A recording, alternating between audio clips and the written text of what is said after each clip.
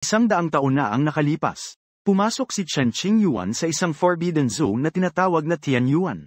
Napatay ang lampara ng kaluluwa. Akala ng lahat ay patay na siya. Ngayon, buhay na lumabas si Chen Qingyuan sa restricted area. Gayunpaman, ang kanyang paglilinang ay ganap na nawasak. Espiritual na bali ng ugat. Chen Qingyuan na rehistrong simbolong tatak pangkalakal. Bibigyan kita ng dalawang pagpipilian. Maging aking Taoist partner. Sa kailaliman ng isang ipinagbabawal na lugar na tinatawag na Tianyuan. Malamig na sabi ng isang babaeng naka-red dress. Mahabang palda na nakatali. Ang lilian ng palda ay pinalamutian ng ilang mag-agarang bulaklak. Siya ay nakayapa. Nakalantad ang mga bukong-bukong. Snow White bilang jade. Walang bahid. Isang maliit na kapintasan. Isang maitim na belo ang tumakip sa kanyang mukha. Isang pares lang ng mata, parang mga bituin, ang nakikita. Willow leaf kilay tulad ng spring water. Mahabang buhok na parang talon. Bawat pagsimangot at ngiti niya ay nagbabadya ng alindog. Pumili ako ng opsyon 2. Bago pa masabi ng babaeng naka-red dress ang iba. Isang binata na nakasuot ng asul na balabal ang gumawa ng mapagpasyang pagpili. Ang magagandang babae ay lason.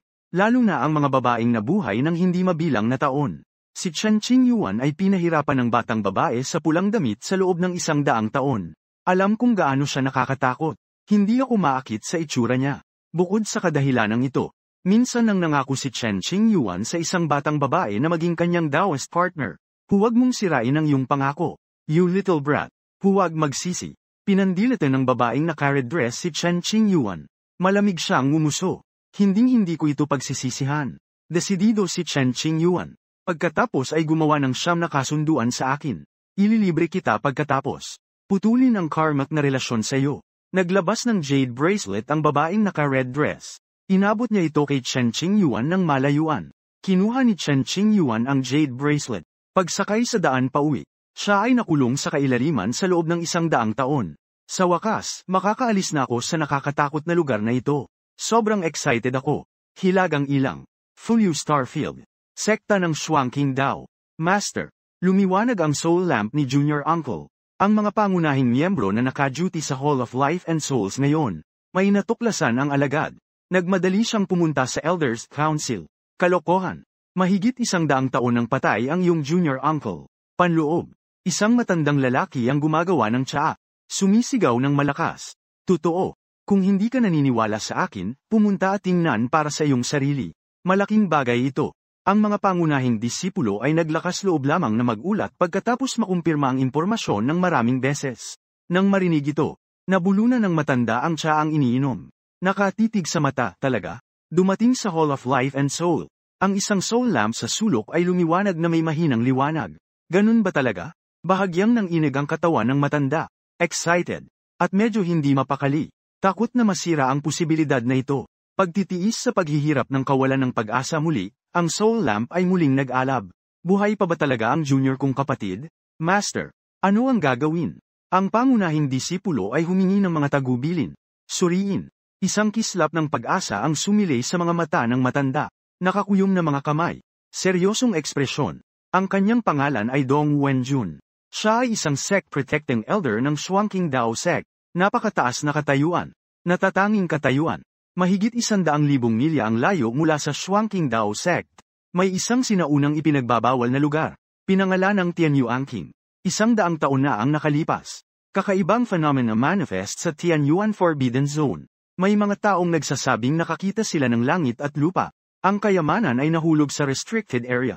Pagkatapos, maraming mga sekta mula sa Northern Wilderness ang tumungo sa Heavenly Abyss. Ang Shuangqing Dao sect ay nagpadala ng higit sa 10 tao. Pumunta ang isang makapangyarihang matanda, at 12 ng mga pangunahing disipulo. Ang isa sa kanila ay isang bagong na-promote na inner sect elder na nagngangalang Chen Qingyuan. Bata pa, napakataas ng seniority. Pagpasok sa Tianyuan Forbidden Zone, maraming mga masters mula sa iba't ibang mga sekta ang nawala ng walang bakas. Ang mahulog dito katumbas. Ang Shuangqing sect ay nasa mas masahol na estado kaysa sa ibang mga sekta. Ganap na nilipol. Makalipas ang 1 siglo, lumiwanag ang soul lamp ni Chen Qingyuan. Nagdulot ito ng kaguluhan sa lahat ng nasa Shuangqing sect. Nagawa ko na rin sa wakas. Sa labas ng Tianyuan Forbidden Zone, si Chen Qingyuan ay nakatayo sa tabi ng lawa. Huminga ng malalim. Puno ng putik at alikabok ang kanyang damit. Walang pagbabago sa espiritual na enerhiya sa kanyang katawan. Siya ang supreme ancestor ng Shuangqing sect bago siya pumanaw. Ang huling alagad na tinanggap niya. Kailangang tawagin siya ng lahat ng matatanda sa Shuangqing sect bilang junior brother. Dapat pa nga siyang tawagin ng mga alagad sa ibaba ay Master Uncle. Kahit ang Grandmaster. Hindi ko na gustong bumalik doon muli sa buhay ko. Binalik ni Chen Qingyuan ang madilim na gubat. May sinaunang bangin sa loob. Isang nakatagong paraiso. Nang sabihin ni Chen Qingyuan ang mga salitang yun, isang malinaw, ethereal na boses ng babae ang umabot sa aking pandinig, boy. Huwag kalimutan ang ating pangako. Nang marinig ito, nang inag si Chen Qingyuan, tumahimik ka, hard. Ang daang taong kasaysayan sa loob ng Tianyuan. Ito ay isang alaala na nakita ni Chen Qingyuan na hindi maalaala. Ang palaisipan pa rin ni Chen Qingyuan ay, paano ko nagawang makatakas sa kamatayan? Dahil ba sa gwapo siya? Bagamat maliit ang posibilidad, pero hindi imposible. Palihim na sabi sa kanya ng babaeng naka-red dress. Tiyak na matutuklasan ng Shuangqing sect ang kanilang kinaroroonan sa lalong madaling panahon. Sa makatuwid, nagpadala sila ng isang tao upang maghanap. Humanap ng malilim na lugar para makapagpahinga sandali. Kaya, si Chen Qingyuan ay masyadong tamad na maglakad. Humiga siya sa ilalim ng malaking puno. Nakatulog siya ng matiwasay. Kailangang sabihin, sa tiwangwang na ilang na ito, naglakas loob si Chen Qingyuan na kumilos ng ganito kahit nawala ang kanyang kultibasyon. Mula dito makikita natin, bagamat nasira ang pagtatanim ni Chen Qingyuan, ngunit tiyak na may mga nakatagong card pa rin sa kanilang manggas. Kung hindi, how dare they be so arrogant? Makalipas ang isang oras, dumating si Dong Wenjun sa lugar na ito kasama ang isang grupo ng mga tao. Nang tumingin si Dong Wenjun kay Chen Qingyuan na nakahiga sa ilalim ng lilim ng puno, nanginginig sa excitement. Nanginginig ang mga labi. Gusto ko talagang isiga ito. Pero, natakot si Dong Wenjun na ito ay sarili niyang ilusyon. Nagyelo sa lugar. Lumitaw ang mga ripples sa kanyang mga mata. Junior Uncle, gumising ka na. Mabilis na humakbang pasulong ang ilang disipulo. Tawag niya. Dahan-daang binuksan ni Chen Qingyuan ang kanyang mga mata. Nakita ng lahat. Ang susunod na sandali. Nagkatinginan sina Chen Qingyuan at ang may kulay abong si Dong Wenjun. Bakas sa mukha niya ang tuwa. Marahan siyang tumawag, Senior Kuya Dong. Nakarinig ng pamilyar na boses. Tila bumalik sa realidad si Dong Wenjun. Lumipad siya sa harap ni Chen Qingyuan. Maingat niyang iniunat ang kanyang mga kamay. Hinawakan niya ang mga braso ni Chen Qingyuan, Junior Brother. Ikaw ba talaga? Ako ito. Humalakhak si Chen Qingyuan, Senior Brother, maging mahinahon. Masakit. Kaagad. Binitawan ni Dong Wenjun ang kanyang mga kamay. Sinulyapan ito. Junior Brother. Ang antas ng iyong paglilinang. Hindi ito napansin ni Dong Wenjun ngayon lang. Ngayong nag-imbestiga pa ako. Nakapagtataka, walang pagbabago sa espiritual na enerhiya sa loob ng katawan ni Chen Qingyuan. At nang walang anumang paglilinang, wala na. Ngunit hindi ito isang malaking problema. Hindi gaanong nagbago ang emosyon ni Chen Qingyuan. Nananatili ang ngiti sa kanyang labi. Karaniwan, kung ang isang magsasaka ay nagiging pilay, ito ay dapat na mas masahol pa kaysa sa kamatayan. Gayunpaman, si Chen Qingyuan, gayunpaman, ay mukhang walang malasakit. Parang hindi naman big deal. Buhay sa ipinagbabawal na sona sa loob ng mahigit isang siglo. Hindi lahat ng effort na sayang. Labis nitong ikinagulat si Dong Wenjun. At may haplos din ng sakit sa puso. Huwag na nating pag-usapan yun. Balik muna tayo. Ikinaway ni Chen Qingyuan ang kanyang kamay. Naputol ang usapan. Mabuti. Mariing tumango si Dong Wenjun. Talagang hindi ito ang lugar para makipag-chat. Pagkatapos, naglabas si Dong Wenjun ng isang kayamanan ng Dao. Pinuprotektahan nito ang katawan ni Chen Qingyuan. Patungo sa Zhenjiang. Matagumpay na nahanap ng Shuangqing sect si Chen Qingyuan. Ginabayan ito ng soul lamp. Malapit na. Sa wakas ay bumalik si Chen Qingyuan sa Shuangqing sect. Mga bundok, ulap at ambon. Nakatingin sa magandang tanawin na ito. Isang malaking kagalakan ang lumitaw sa mukha ni Chen Qingyuan. Sa wakas nakauwi na. Si Chen Qingyuan ay lumaki sa Shuangqing sect. Sa kasamaang palad, siya ay tinanggap lamang bilang isang disipulo ng Supreme Elder. Mapayapang yumao ang amo dahil sa katapusan ng kanyang buhay. Kaya, si Chen Qingyuan ay nilinang sa ilalim ng patnubay ng kanyang mga kapwa-disipulo. Napakaganda ng relasyon ko sa kanila. Hall ng konseho. Puno ng tao ang lugar. Lahat sila ay matatanda ng sekta ng Zhenjiang. Napakahalaga ng pagpupulong na ito. Kahit na ang mga pangunahing disipulo ay hindi kwalipikadong lumahok. Dinala si Chen Qingyuan sa bulwagan ng konseho.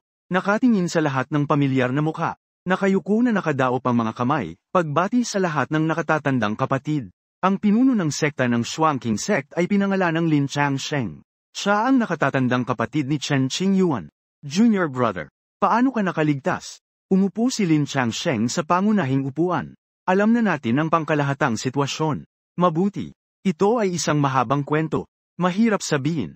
Si Chen Qingyuan ay nakatayo sa gitna ng bulwagan. Tinitigan ng dose-dose ng mga mata. Sobrang hindi komportable ang pakiramdam. Marami tayong oras. Hayaan mong sabihin ko sa iyo ng dahan-dahan. Seryoso ang ekspresyon ni Lin Changsheng. Dahan-dahan lang nasabi ni Chen Qingyuan, sa araw na yon. Pumasok kami sa bangin. Sunod. Inihatid ni Chen Qingyuan ang kanyang inihandang pahayag. Sa buod. Pumasok ang pedestrian sa bangin. Nakatagpo sila ng iba't ibang mga paghihigpit at hindi kilalang mga panganib. Si Chen Qingyuan lamang ang nanatiling patay. Dahil gumamit si Chen Qingyuan ng isang lihim na pamamaraan. Kaya naman nagawa niyang pek-ay ng kanyang kamatayan at tumakas. Kinailangan ng isang siglo upang lumitaw. Bagamat nakatakas siya sa kamatayan. Gayunpaman, dahil sa backlash ng lihim na pamamaraan, ang kanyang paglilinang ay ganap na nawasak. Ang espiritual na ugat ay naputol din. Nakinig ang lahat. Nahulog siya sa malalim na pag-iisip. Hindi nila alam ang sitwasyon sa loob ng Heavenly Abyss. Natural, hindi rin nila makikilala si Chen Qingyuan. Totoo ba ang sinabi mo? Ikaw na lang ang natitira. Mabuti. Napabuntong hininga si Lin Changsheng. Sa simula, lahat ay nakahawak pa rin sa isang maliit na pag-asa. Ang iba ba ay katulad ni Chen Qingyuan? Peking kamatayan at pagtakas. Ang kalaliman ay hindi madaanan. Naalala ni Chen Qingyuan ang eksena ng kalunos-lunos na pagkamatay ng kanyang mga kapwa-disipulo. Kalungkutan. Ang mga patakaran sa loob ng pinaghihigpitang lugar ay lubhang nakakatakot. Hawakan mo at mamamatay ka. Nakatakas si Chen Qingyuan sa isang kalamidad. Siguro ay swerte. Marahil ito ay kapalaran. Junior brother. Para sa mga kadahilanang pangkaligtasan. Wala kaming pagpipilian kundi suriin ang kondisyon ng iyong kalusugan. Mataimtim na sinabi ni Lin Changsheng. Suriin ito. Nag-aalala ang Shuangqing sect na sinapian si Chen Qingyuan. Kung hindi maingat na hawakan, maaaring makasama ito sa sekta. Sa ilalim ng normal na mga pangyayari, ang pag-aari ay maaari lamang samikop sa pisikal na katawan. Hindi kayang magtaglay ng mga alaala. Siyempre, mayroon ding napakaliit na posibilidad na ang mga nagtataglay ng ibang katawan ay maaaring magkaroon ng mga alaala ng kanilang hinalinhan. Pagkatapos ng pagsisiyasat gamit ang iba't ibang mystical techniques, walang nakitang abnormalidad ang katawan ni Chen Qingyuan. Marahil ay nag-overthink tayo. Nahihirapan pa rin ang mga tao na paniwalaan. Ang junior brother, na 100 taon ng patay, ay biglang nabuhay. Talaga bang hindi siya sinapian ng makapangyarihang nilalang? Nang makitang tila hindi pa rin sigurado ang lahat, tumingin si Chen Qingyuan sa taong nakaupo sa kanyang kaliwa. Ang pangunahing elder na namamahala sa pagprotekta sa angkan, si Dong Wenjun. Hindi mapigil ang sabihin, Senior Kuya Dong. Naalala ko 150 years ago. Pinangunahan mo akong magnakaw ng senior sister, maingat niyang ginawa. Ang bunga ng larkspur ay nilinang sa loob ng maraming taon. Pagdinig. Agad na namula si Kuya Dong. Pag-iwas sa eye contact. Pagkatapos, inilipat ni Chen Qingyuan ang kanyang tingin sa upuan. At sinabi niya, Senior Brother Shu, ang laks ang mga spirit stone na itinago mo sa iyong hipag noon. Nawala mo na ba ang lahat?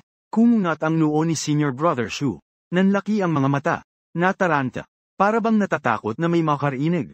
Senior Kuya Wang, huling beses mong sinabi sa akin na ang mga diwata sa Dongyi Palace ay napakaganda. She's infinitely prettier than my sister-in-law. Alam ba ito ng iyong hipag? Nang marinig ito, ang tainga ni Senior Brother Wang ay kinurot ng matingkad na pula ng kanyang hipag na nakaupo sa tabi niya. Napangiwi siya sa sakit. Senior Kuya Zeman, may utang ka sa akin na 3,700 high-grade spirit stones. Oras na para bayaran ito. Senior Kuya Ling, nabuksan mo na ba ang treasure box na iniingatan mo sa bahay? Anong magagandang bagay ang nasa loob? Nang gustong ipagpatuloy ni Chen Qingyuan ang pagsasalita, mabilis na humakbang ang mga senior na estudyante at tinakpan ang bibig ni Chen Qingyuan. Paulit-ulit niya akong binibigyan ng makabuluhang sulyap, Junior Brother. Tumigil ka sa pagsasalita. Mapapatunayan ko na ito ang aking junior na kapatid. Tama yan. Oo. Talagang totoo. Siguradong junior brother ko siya. Nagpahayag ang lahat. Lubos kong sinusuportahan si Chen Qingyuan sa hindi pagiging possession. Brat, hindi ba't napagkasundoan nating ilihim ito magpakailanman? Anong ginagawa mo? Lihim na ipinadala ng mga nakatatandang kapatid ang kanilang mga boses kay Chen Qingyuan. Ang ingay ay nagpantang sa mga tainga ni Chen Qingyuan. Maniwala ka. Ngayon naniwala silang lahat. Walang nagtanong dito. Ang mga napakalakas na nilalang lamang ang maaaring magkaroon ng katawan ng iba. Saka lamang magkakaroon ng kakayahang agawin ang mga alaala ng una. Ngunit narehistrong simbolong tatak pang kalakal. Kahit na ang mga alaala ay maaaring kunin. Ang personalidad at ugali, gayunpaman, ay hindi maaaring gayahin. Ang tusong personalidad ni Chen Qingyuan. Ang malabong ngiti sa gilid ng kanyang bibig. Ito ay hindi nag-iwan ng puwang para sa pagdududa. Dapat si junior kapatid. Pinilit nilang ibunyag ko ang mga sikretong ito. Doon ko lang mapapatunayan na isa ako sa atin. Hindi ko kasalanan yon. Ipinahayag ni Chen Qingyuan ang kanyang kawalan ng kakayahan.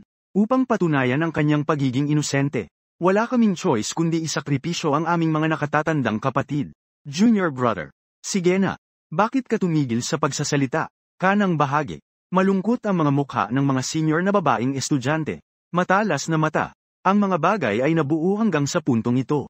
Pansamantalang nawala ang kagalakan ng mga matatanda sa pagbabalik ni Chen Qingyuan. Ang bagay na yon. Medyo napagod ako. Babalik na ako ngayon para magpahinga. Si Chen Qingyuan ay umubo ng ilang beses. Tumakas sila sa isang iglap. Kasunod nito, nagkagulo sa loob ng main hall. Gumamit pa sila ng karahasan. Nang walang paglilinang, humingi ng pabor si Chen Qingyuan sa isa sa kanyang mga disipulong naka-duty. Ipinadala niya ang kanyang sarili sa isang kuweba na 100 taon nang walang ginagawa. May kumain si Chen Qingyuan. Nakahiga sa kama at nag-iisip. Biglang, isang boses ang dumating, "Ikaw brat, ikaw lang." Napakalaking kaguluhan pagkabalik ko. Sakit talaga ng ulo nito. Senior kuya. Mabilis na bumangon si Chen Qingyuan. Nakita nila si Lin Changsheng na nasa loob na ng bahay. Si Lin Changsheng ay nakasuot ng purple na Taoist robe. Kulay abong mga templo. Walang kamatayang kilos. Sobrang ingay sa main hall kaya sumakit ang tenga ko. Si Lin Changsheng ay masyadong tamad na mang-abala sa kani-kanilang mga gawain sa pamilya. Umalis siya pagkatapos maghanap ng dahilan. Dumiretso kami dito. Nasira ang iyong espiritual na ugat. Hindi ka matutulungan ng senior mong kapatid. Nakumpirma na si Chen Qingyuan ay hindi na-possess. Inalis ni Lin Changsheng ang kanyang mahigpit na ekspresyon sa loob ng bulwagan. Nag-aalala ang mukha. Ayos lang. Ang pagiging isang ordinaryong tao ay maganda rin. Ngumisi si Chen Qingyuan. Ipinahiwatig niya na wala siyang pakialam. Dapat pinigilan ka ng senior mo noon. Hindi sana nangyari ang kalamidad na ito. 100 taon na ang nakalipas. Nadama ni Lin Changsheng na ang Tianyuan Forbidden Zone ay lubhang mapanganib. Si Chen Qingyuan ay paulit-ulit na binalaan na huwag pumasok. Pero, desidido si Chen Qingyuan. Ipinapakita nito na kailangan mong pumunta. Hindi pwede. Walang pagpipilian si Lin Changsheng kundi ang tumango bilang pagsang-ayon. Hanggang ngayon, hindi rin ito maisip ni Lin Changsheng. Bakit determinado si Chen Qingyuan na pumunta sa Tianyuan? Sa talento ni Chen Qingyuan, kahit na hindi nakakakuha ng nakakasira ng lupa na kapalaran, posible ring mabilis na sumikat. Kahit maabot ang rurok, hindi ito kasalanan ng panganay na kapatid. Mangyaring huwag sisihin ang iyong sarili. Ibinuhos ni Chen Qingyuan si Lin Changsheng ng 1 tasa ng tsaa. Isang bahagyang ngiti. Noon, tila hinihila si Chen Qingyuan ng ilang uri ng puwersa. Hindi ko maiwasang makapasok sa heavenly abyss. Sa ganitong sitwasyon, si Chen Qingyuan mismo ay hindi maintindihan ito. Ang mga darating na araw, paano mo pinaplano na gugulin ang iyong oras? Si Lin Changsheng ay walang oras para uminom ng tsaa. Ang aking isip ay palaging abala kay Chen Qingyuan. May sarili akong plano. Senior kuya, huwag kang mag-alala tungkol sa hinaharap. May plano na si Chen Qingyuan. Nasira ang paglilinang. Espiritual na bali ng ugat. Para sa mga tagalabas, ito ay isang kalamidad. Ngunit wala itong ibig sabihin kay Chen Qingyuan. Mabuti. Alam ni Lin Changsheng ang personalidad ni Chen Qingyuan. Kapag may nakapagdesisyon na, walang makakapagpabago nito, senior brother. Gagawin ko ang lahat para maitayo muli ang pundasyon mo. Ngumiti si Chen Qingyuan. Walang sagot. May isang bagay. Hindi ko alam kung paano sisimulan ang usapan. Bukod sa pagdating para makita si Chen Qingyuan. At dahil din sa bagay na ito. Frank ang nagsalita si kuya. Si Chen Qingyuan at Lin Changsheng ay nakaupo sa looban. Isang banayad na simoy ng hangin. Ang Dongyi Palace at Chanyu Sect ay naghahanda para sa isang alyansa sa kasal. Nag-isip sandali si Lin Changsheng. Dahan-dahan niyang sinabi, ang kasal ay, si Bai Zizu. Nang marinig ito, bahagyang umikot ang mga talukap ni Chen Qingyuan. Self-cherishing snow sa Dongyi Palace. Minsan na siyang engaged kay Chen Qingyuan. Shen Qingyuan noong panahong yun. Siya ay isang kilalang prodigy ng Northern Wilderness. Hindi mabilang na babae ang umibig sa kanya. Noong nagkakaroon ako ng karanasan sa labas, naging magkakilala sina Shen Qingyuan at Zizizo. Pagmamahal sa kapwa. Kaya, matapos malaman ng dalawang sekta ang bagay na ito, gumawa sila ng kasunduan sa kasal. Magpapakasal tayo pagdating ng tamang panahon. Sino ang nakakaalam na ang insidente sa Tianyuan Forbidden Zone ay magaganap mamaya? Akala ng lahat ay patay na si Shen Qingyuan. Hindi na binanggit ang engagement. Si Shen Qingyuan ay bumalik ngayon. Ang mga bagay ay hindi gaanong simple. Ito ay isang desisyon na ginawa ng parehong mga sekta. O ito ba ay sariling kagustuhan ni Zizu?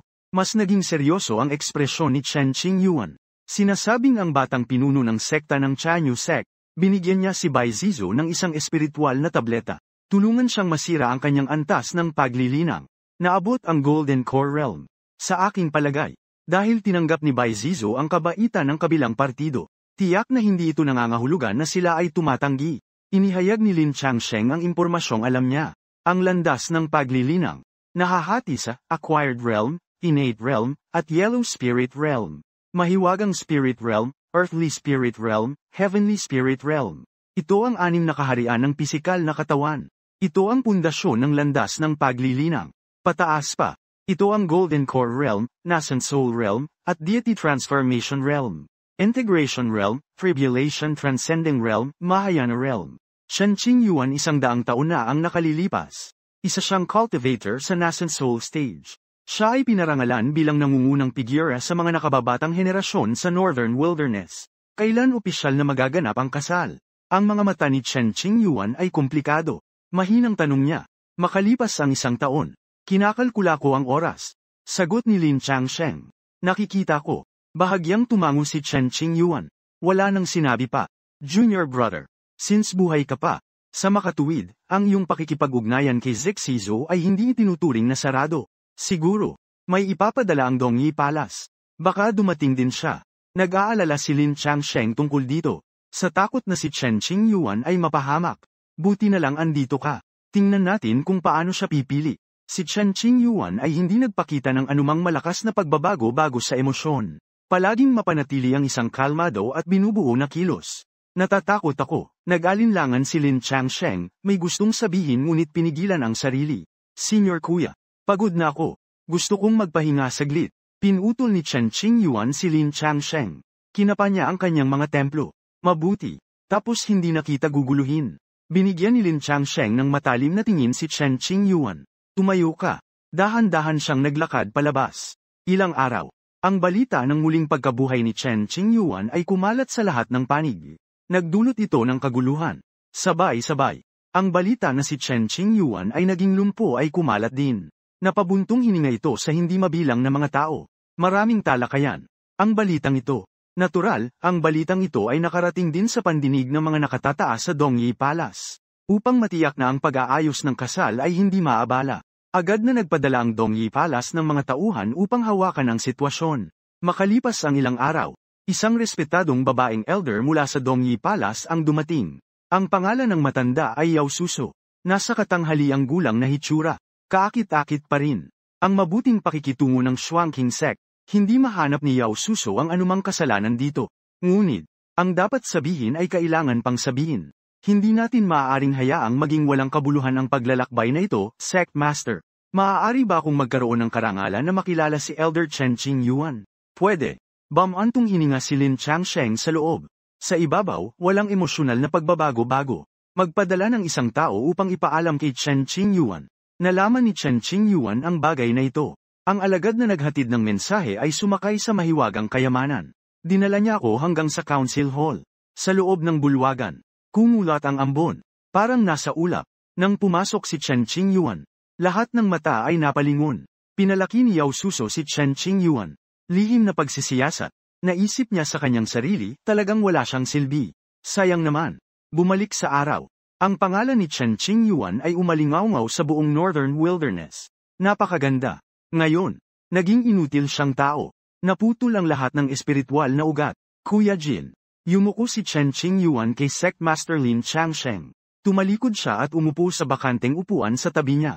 Ngayon, si Shen Qingyuan ay nakasuot ng puting damit. Ang kanyang itim na tinta na buhok ay mahigpit na hinawakan kasama ng isang kahoy na hairpin. Nakita ko ni Elder Yao. Ano ito? Tinanong ni Chen Qingyuan ang tanong na alam ang sagot. Sa harap ng lahat ng kapwa-tawista, diretso ko na lang sasabihin. Kung nasaktan kita, patawarin mo sana ako. Bakit itinalaga si Yao Suso sa gawaing ito? Dahil siya ang amo ni Bai Zizu. Magsalita. Tumango si Chen Qingyuan. Natahimik ang lahat. Ang autoridad na pangasiwaan ang bagay na ito ay ibinigay kay Chen Qingyuan. Anuman ang hitsura ni Chen Qingyuan, junior brother pa rin siya ng lahat. Hindi kakayanin na mapahiya ng iba. Kung ang Dongyi Palace ay maglakas loob na magsalita ng walang galang kay Chen Qingyuan, ang Shuangqing sect ay hindi natatakot na lumaban sa iyo. Si Elder Chen at ang kanyang pinakamamahal na disipulong si Zizo ay nagkaroon ng verbal marriage agreement noon. Originally, ang dalawang pamilya ay dapat ikasal. Ito ay isang malaking masayang okasyon. Lamang, pumasok si Elder Chen sa Tianyuan 100 taon na ang nakararaan. Napatay ang lampara ng kaluluwa. Inakala ng lahat na sinapit ni Elder Chen ang kasawian. Sa layuning ito, si Zizu ay natulala sa loob ng ilang taon. Unti-unti itong nakabawi sa orihinal nitong estado. Unang sinisi ni Yao Suso si Chen Qingyuan. Ipinapakita rin ito na nagmamalasakit si Zizo kay Chen Qingyuan. Nakakasakit ang pananabik. Kaagad pagkatapos, nagpatuloy si Yao Suso, maghihintay kami. Naniniwala ang lahat na si Elder Chen sa kasamaang palad ay namatay. Sa palagay ko ay ganoon din ang iniisip ng iyong angkan. Kaya, ang verbal engagement mula noon ay ikinukonsidera na ngayon. Walang face-to-face na talakayan. 2 taon na ang nakalipas. Nakilala ni Zizo ang batang leader ng sekta ng Chanyu sect. Pinagtagpo tayo ng tadhana. Itinakda ang petsa ng kasal. Mula sa lohikal na pananaw, walang ginawang masama ang Dongyi Palace ko. Hindi sinasadyang sirain ni Zizu ang kasunduan. Dumating ang oras na ito. Gusto kong ipaliwanag ang bagay na ito, upang maiwasang magdulot ng hindi kinakailangang gulo. Ibinalik ni Yao Suso ang kanyang kanang kamay. Naglabas siya ng Chenkun bag. Kunin ang laman sa bag, nakabalik si Elder Chen na buhay. Ang Dongyi Palace ay nalulugod para sa iyong kamahalan. Naghanda kami ng ilang maliliit na regalo. Mangyaring tanggapin ito. Isang mid-grade na espiritual na ugat. Umaaligid sa itaas ng bulwagan ng konseho. Ito ay isang paraan ng pag-urong ng espiritual na ugat gamit ang malalim at banayad na mga pamamaraan. Ang totoong espiritual na ugat ay 100 milya ang haba. Maaari itong magbunga ng maraming mga espiritong bato, para sa paglilinang ng maraming alagad at matatanda.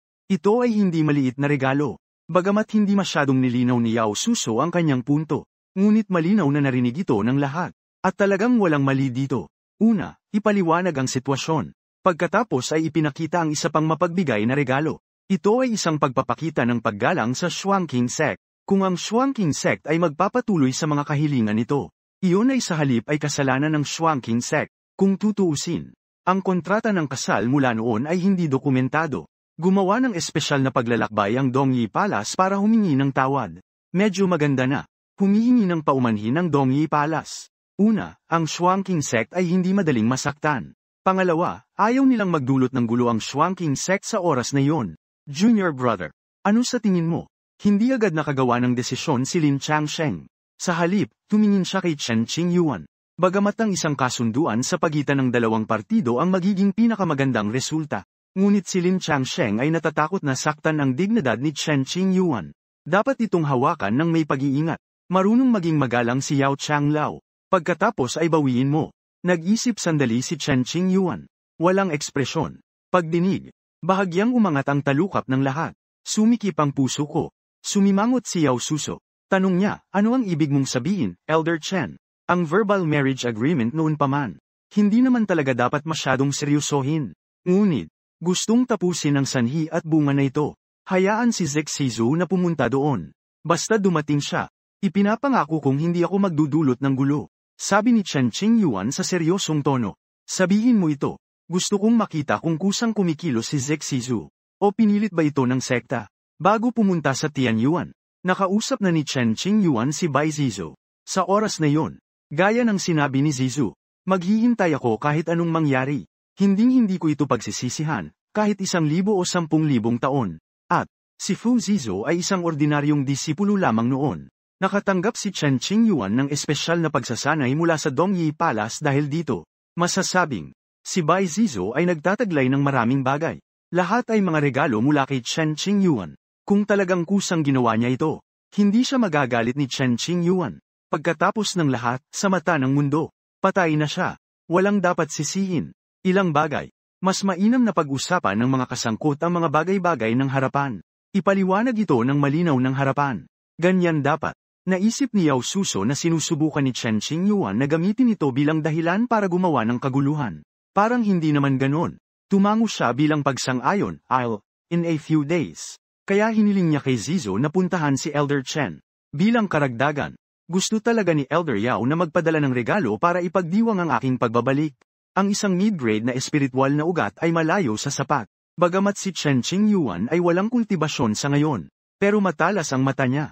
Parang kutsilyong tumutusok sa katawan ni Yao Suso. Naramdaman niyang nakaupo siya sa mga pin at karayom. Noon, ginalugad namin ni Bai Zizu ang lihim na kaharian. Lahat ng regalong ibinigay sa kanya ay kayamanan. Mayroong kasing dami ng 3 mataas na antas ng espiritual na mga ugat lamang. Hindi na kailangang sabihin, isang mid-grade espiritual na ugat. Pagkarinig nito, si Yao Suso ay nagbigay ng nakakainis na tawa. Mabilis na bawiin ang mid-grade na espiritual na ugat na ito. Tumingin si Lin Changsheng at ang iba pa kay Chen Qingyuan na may komplikadong mga ekspresyon. Si Chen Qingyuan ay lumabas ng maraming beses noon. Lagi nilang sinasabi na wala silang napala. Bumabalik na walang dala. Kaya lahat sila ay ibinigay sa iba. Ilang beses lang nangyari. Wala nang nagtanong pa. Kung tutuusin, karamihan sa mga mapagkukunang nakuha noon ni Chen Qingyuan. Ang lahat ng ito ay ginamit upang itayo ang sekta. O maaari nilang palihim na ibigay ito sa kanilang mga senior na kaklase bilang personal na imbakan ng pera. Wala nang iba. Aalis na ako. Salamat sa iyong mabuting pakikitungo. Pagkasabi nito, tumalikod si Yao Suso at umalis. Pagkaalis ni Yao Suso, si Elder Dong Wenjun, ang tagapagtanggol ng sekta, ay hindi maiwasang magtanong, Junior Brother, ikaw ay walang kabuluhan. Hindi man lang nila naibalik ang magagandang bagay na nakuha nila noon. Kuya Dong, panlabas na pag-aari. Huwag kang masyadong mag-alala tungkol dito. Ngumiti si Chen Qingyuan. Sa loob ng maraming taon, nagdala pa rin si Chen Qingyuan ng maraming mapagkukunan sa kanyang angkan. Ginamit sa pagtatayo ng sekta, pagsasanay sa mga alagad. You little brat. Lahat ay umiling ng walang magawa. Kahit na si Chen Qingyuan ay naging isang mortal. Itinuring pa rin ng lahat si Chen Qingyuan bilang pamilya. Walang batikos o pagwawalang bahala. Kaya naman itinuring ni Chen Qingyuan ang Shuangqing sect bilang kanyang tahanan. Makalipas ang ilang araw, dumating muli ang mga tao sa Dongyi Palace. Ilang matatanda at higit sa 10 alagad. Kasama nila si Bai Zizu. Ang Shuangqing sect ay nag-ayos para sa mga bisita sa Dongyi Palace. Hayaang magkasama sina Zek Zizu at Chen Qingyuan. Si Bai Zizu ay nakasuot ng light pink na damit na hanggang sahig. 3,000 hibla ng itim na buhok ang mahigpit na nakatali ng isang jade hairpin. Isang pink na sinturon ang nakatali sa kanyang baywang. At may nakasabit din itong jade pendant. Ang kanyang mga tampok ay nililok mula sa jade. Ang balat ay kasing linis ng niebe. Mga kilay at mata kasing ganda ng painting. Nakatayo sa loob ng bahay. Inilagay ni Zizo ang kanyang mala-jade na mga kamay sa kanyang ibabang tiyan. Mukha siyang medyo kinakabahan. Bakit wala kang sinasabi? Umupo si Chen Qingyuan sa gilid. Nakatingin kay Zek Zizu na hindi nang ahas na salubungin ang kanyang tingin. Malamig na boses. Sorry. Marami talagang gustong sabihin si Bai Zizu kay Chen Qingyuan. Ngunit hindi na kailangang sabihin ito ngayon. Humingi ng tawad. Nakabalik akong buhay. Ito ba ay nagpaparamdam sa iyo na medyo walang magawa? Ang mga mata ni Chen Qingyuan ay kalmado. Pakiramdam ko ay naging ganap na estranghero si Zek Zizu. Hindi. Tuwang-tuwa ako na ligtas na nakabalik si Brother Chen. Itinikom ni Bai Zizu ang kanyang mapupulang labi ng mahigpit. Ibinaba niya ang ulo niya at sinabing, namatay ang soul lamp. Naputol ang buhay. Hindi mo kayang hintayin ang buong buhay mo para sa isang patay na tao. Naiintindihan ko. Nakikita kita ngayon. Gusto ko lang kumpirmahin. Pinipilit ka ba ng sekta mo? Tingnan mo ito. Malamang hindi. Talagang hindi sinisi ni Chen Qingyuan si Bai Zizu. Masasabi lang na nakatadhana silang magkita pero hindi para magkasama. Kung babalik ka ng mas maaga, iba ang sitwasyon niya. Mahinang sabi ni Zizu. Kung hindi lang ako pilay, alin ang pipiliin mo, Dongyi Palace o Tangyi Palace? Marahang umiling si Chen Qingyuan, ito. Wala itong kinalaman sa pagbabalik ko ng late. Ito ay isang bagay ng lakas. Gustong magpaliwanag ni Bai Zizu. Pero sa huli, wala siyang binitawan na salita. Katahimikan. Iyon lang. Nasa nakaraan na ang lahat. Sabi ni Chen Qingyuan. Bahagyang nagbago ang ekspresyon ni Zizu. Walang sagot. Base sa itsura niya, tinatayang wala siyang gaanong pagmamahal sa batang leader ng sekta ng Chanyu sect. Ito ay higit pa tungkol sa mga interes. Kung si Chen Qingyuan ay nagtataglay pa rin ng sapat na lakas sa pagkakataong ito, hindi walang kwentang tao. Talagang ibang kwento ang Zexizu. Para sa kalabang magsasaka, ang 100 taon ay talagang hindi isang mahabang panahon. Ito ay tumatagal lamang ng isang snap ng mga daliri. Kung tunay na minahal ni Bai Zizu si Chen Qingyuan hanggang sa kaibuturan, imposibleng ganoon kadaling magbago ang isip niya. At, si Chen Qingyuan ay bumalik ngayon. Ito ay ganap na posible upang muling buhayin ang kanilang relasyon. Pero, ang layunin ni Zizu sa pagpunta dito ay hindi para magkaroon ng romantikong relasyon kay Chen Qingyuan. Sa halip, dumistansya sila sa kanilang relasyon. Marahil 100 taon na ang nakalipas. Minahal niya talaga siya, hindi ba? Pero ngayon nagbago na ang lahat. Simula ngayon, wala na tayong koneksyon. Saglit na nag-isip si Chen Qingyuan. Panloob, katahimikan, malungkot ang kapaligiran. Isang elder mula sa Dongyi Palace ang marahang kumatok sa pinto. Ibig sabihin oras na para bumalik. Bago umalis, tumingala si Shen Zizu kay Chen Qingyuan. Natuklasan nila na si Chen Qingyuan ay nawala ang kanyang dating karisma. Walang pagbabago sa espiritual na enerhiya sa loob ng katawan. Hindi ko alam kung saan nagsimula. Nagbago ang tingin ni Zizu mula sa unang pagkakasala hanggang sa kawalan ng pakialam. Unti-unting nawala ang tensyon sa puso ko. Mataman niyang tinitigan si Chen Qingyuan. Nanatiling tahimik si Bai Zizu. Itulak ang pinto at lumabas. Bagaman nawala si Chen Qingyuan sa kanyang paglilinang. Pero ngayon ko lang nakita ang maliliit na galaw ni Bai Zizu. Si Bai Zizu ang dumurog ng isang jade talisman. Ang mga kasamang matatanda ay inabisuhan na pumunta at basagin ang deadlock. Mabuti. Ang paghihirap na dinanas ko sa mga taong yun. Dinanas niya ang mga kahihinatnan. Sa loob ng Tianyuan Forbidden Zone, nagustuhan ng babaeng nakapula si Chen Qingyuan. Gusto kong maging Taoist couple kasama si Chen Qingyuan. Ngunit, sinabi ni Chen Qingyuan na engaged na siya. Tumanggi ako ng walang pag-aalinlangan. Sa layuning ito, si Chen Qingyuan ay sumailalim sa iba't ibang anyo ng pagpapahirap. Sa huli, ito ay humantong sa pagkawasak ng kanyang espiritual na ugat. Nawala ang lahat ng paglilinang. Ayon sa babaeng naka-red, para sa ikabubuti ni Chen Qingyuan ang lahat. Bagamat napakatalino ni Chen Qingyuan. Ngunit sa huli, nahulog ito sa isang lapad ng buhok. Hindi maabot ang pinakamataas na punto. Ang hinaharap ay mayroong walang katapusang mga posibilidad. Ang pundasyon ay dapat na muling itayo. Tapos na ang usaping ito. Oras na para bumalik sa sarili kong negosyo. Hindi nakalimutan ni Chen Qingyuan ang kasunduan na ginawa niya sa Tianyuan. Plano kong umalis sa loob ng ilang araw. Nitong mga nakaraang araw, ang balita ng pagbabalik ni Chen Qingyuan mula sa Tianyuan ay kumalat sa buong bansa. Maraming puwersa ang gustong malaman kung ano ang nangyayari sa loob ng Tianyuan. Ang mga matataas na opisyal ay ipinadala sa Shuangqing sect. Bilang tugon, ipinahiwatig ng Shuangqing sect na si Chen Qingyuan ay hindi maganda. Walang nakitang bisita. Nahaharap sa pamimilit at pang-engganyo ng iba't ibang makapangyarihang figura. Ang Shuangqing sect ay palaging pinoprotektahan si Chen Qingyuan. Si Chen Qingyuan ay nakaligtas sa mga bagay na ito. Sa dilim, sa ilalim ng pagsasaayos ng kanyang nakatatandang kapatid na si Dong Wenjun, si Chen Qingyuan. Umalis siya sa Shuangqing sect nang walang ingay. Kahit na ang lahat ay napaka-curious tungkol sa kinaroroonan ni Chen Qingyuan. Ngunit walang karagdagang tanong ang itinanong. Sana lang ay ligtas at maayos si Chen Qingyuan. Ang pagtatanim ni Chen Qingyuan ay nawasak. Ang pansamantalang pag-alis sa Shuangqing sect ay isa ring magandang opsyon. Pumunta kami sa malapit na lungsod. Bumili si Chen Qingyuan ng ilang anteng-anteng para sa paglalakbay. Maaari itong i-activate gamit lamang ang mga espiritong bato. Hindi na kailangang magpakilos ng espiritual na enerhiya sa iyong sarili. Tumagal ito ng isang buong buwan. Sa wakas ay dumating si Chen Qingyuan sa kanyang destinasyon. Maliwanag na lungsod ng buwan. Matatagpuan sa isang sulok ng Northern Wilderness. Napakalayo. May patio sa isang dulo ng isang kalye sa lungsod. Napakasimple. Kakaunti lang ang dumadaan. Sino ito? Kumatok si Chen Qingyuan sa mahigpit na saradong gate ng courtyard. Isang matandang boses ang nagmula sa loob. Malalaman mo kapag binuksan mo ang pinto. Sabi ni Chen Qingyuan. Pindutin, bumukas ang pinto. Gumagawa ito ng nakakatusok na langit-ngit. Isang matandang lalaki na may maitim na balat. Pagsabit ng tungkod. Nakayuko. Mukhang mahina. Ilang beses pinalaki ng matandang lalaki si Chen Qingyuan. Ngumisi. Inihayag niya ang isang hanay ng mga dilaw na ngipin. Young master, napunta ka ba sa maling lugar?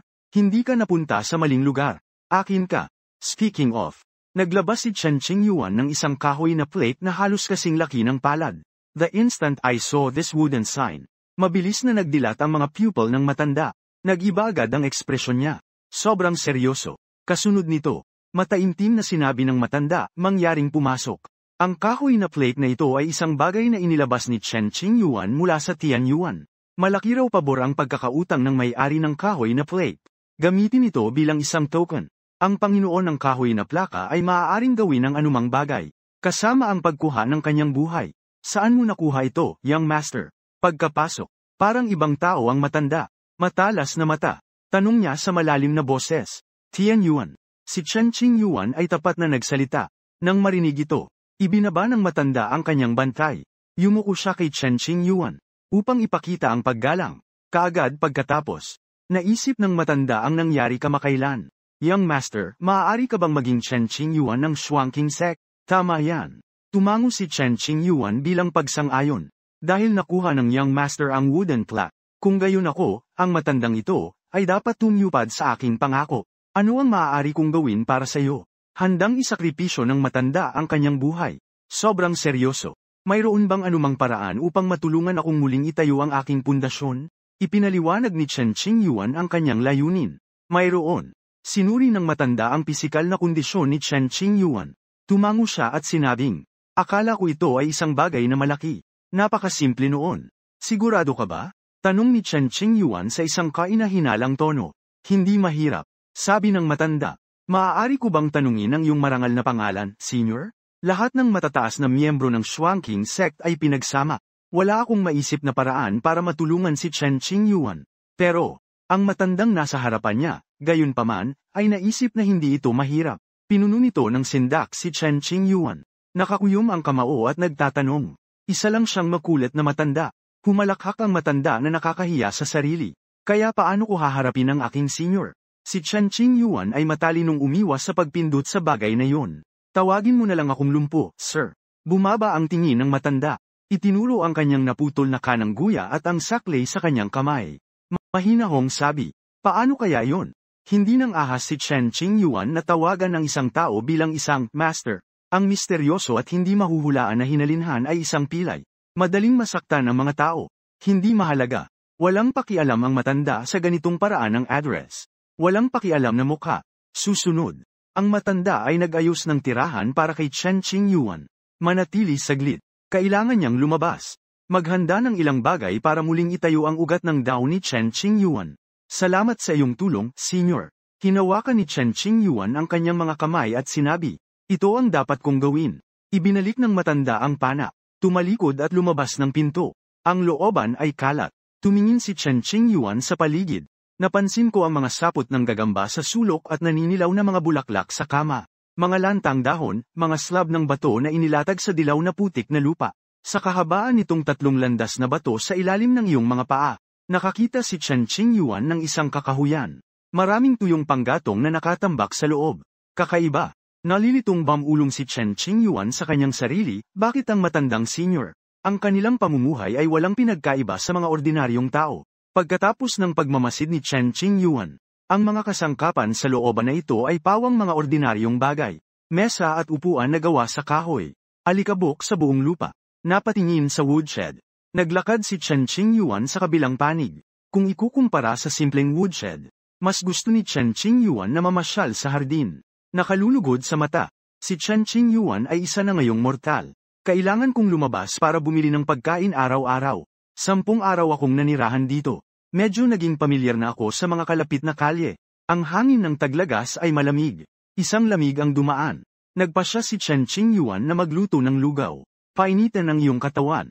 Pagdating sa woodshed, naghanda si Chen Qingyuan na magsimula ng apoy.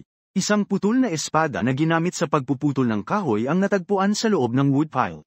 Naging interesado ako agad. Ito ay isang putol na espada, mga 2 talampakan ang haba. Kalawang. Madilim na kulay. Kahit saan ay nakaukit ng mga marka ng oras. Maingat na sinuri ito ni Chen Qingyuan ng ilang sandali. Ang sirang espada na ito ay natagpuang hindi katulad ng anumang ordinaryong bagay. Gayunpaman, hindi nila masabi ang partikular na problema. Si Chen Qingyuan ay tumingkayad.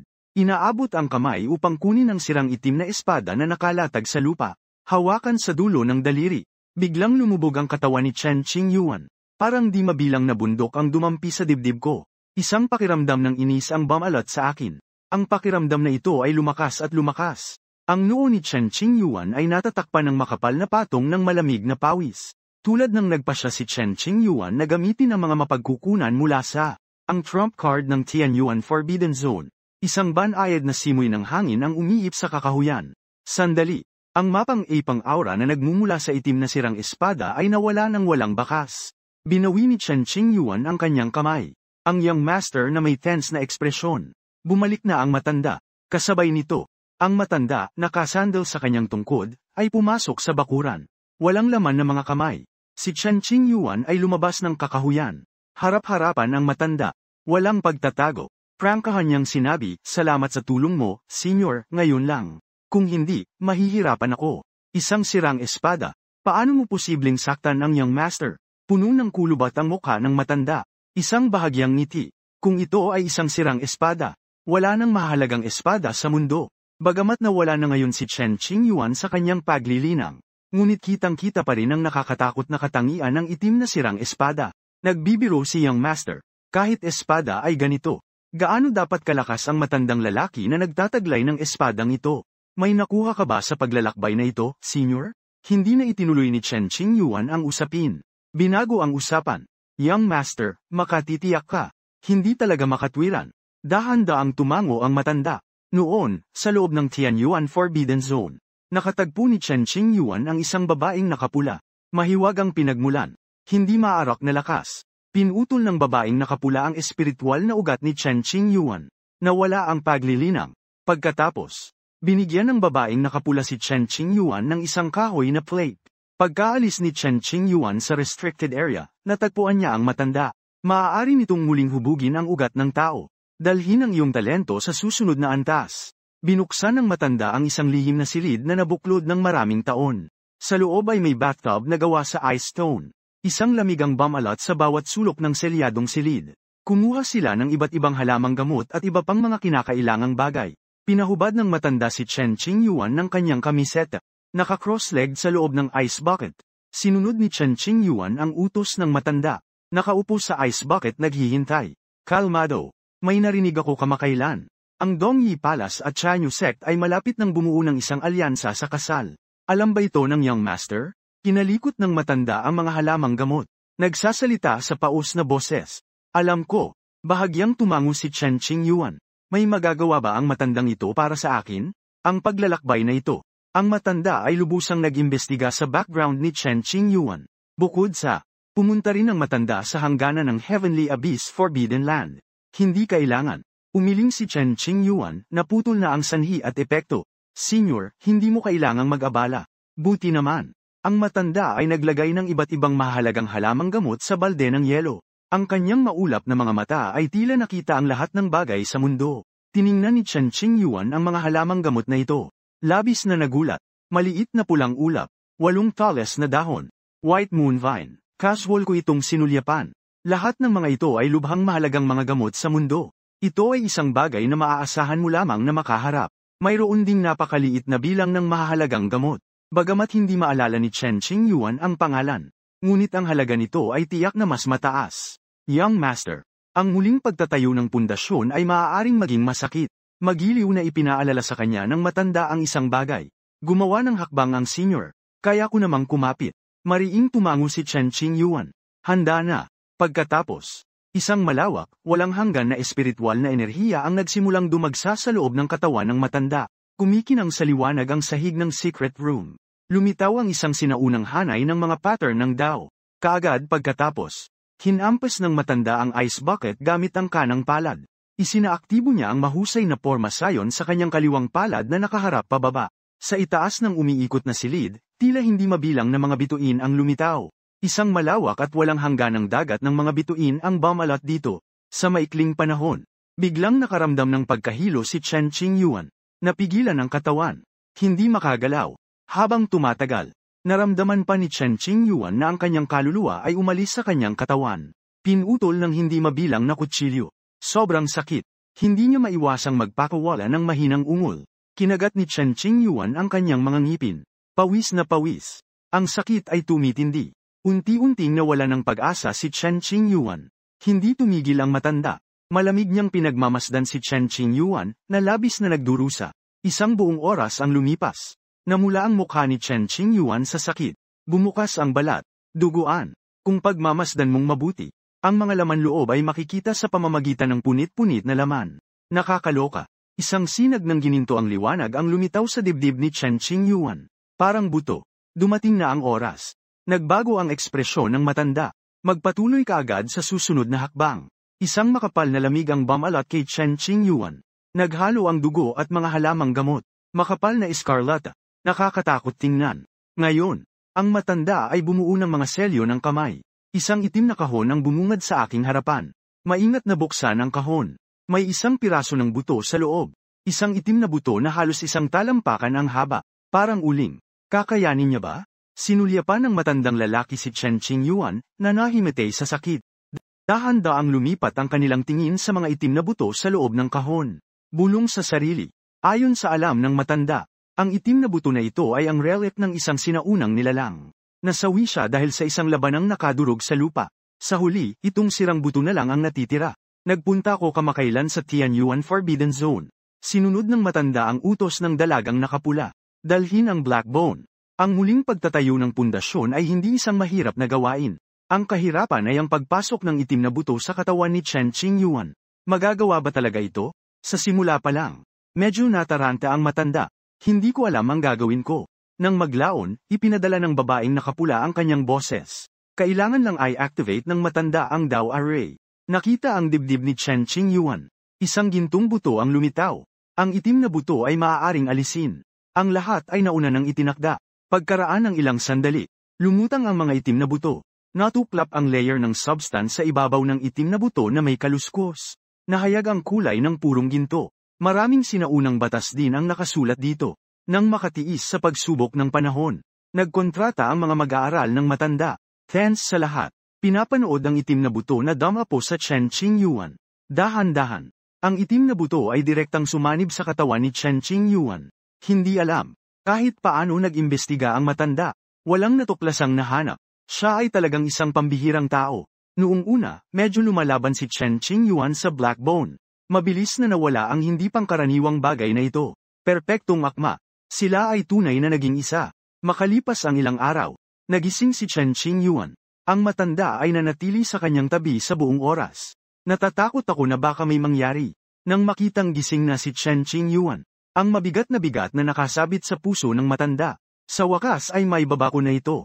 Ang katawan ko, si Chen Qingyuan ay walang naramdamang sakit. Napakagaan ng pakiramdam ko. At walang mga gallows. Ang susunod na sandali, pagkatapos ay naramdaman ni Chen Qingyuan ang espiritual na enerhiya sa pagitan ng langit at lupa. Nagbago ang ekspresyon niya. Mabilis nilang sinuri ang kanilang pisikal na kondisyon. Gintong Daoist Bones. Labis na nagulat si Chen Qingyuan. Tumingala siya at sinalubong ang tingin ng matanda.